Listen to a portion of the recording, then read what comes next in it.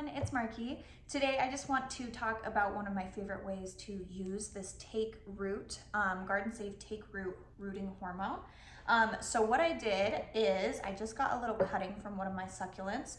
So this is like how you're going to propagate. You take off a healthy looking stem and then remove the lid here, and I will show you inside. It's just a really fine powder, as you can see. And so what you do is you take your cutting and you are going to moisten it in some water, just the tip of it. And then you are going to dip it straight into the take root powder.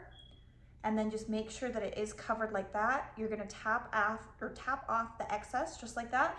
And then you are just going to plant this in your soil, your fresh soil that you have. So I took this from an already existing plant and I'm going to put it into a brand new pot of fresh soil. And then this rooting hormone is gonna help it take root and become its own little plant. So I really like propagating. If you do too, or maybe you're new to it, I would definitely look into this take root rooting hormone. It is just really great and makes really strong, healthy plants. So I hope this was helpful. Thank you.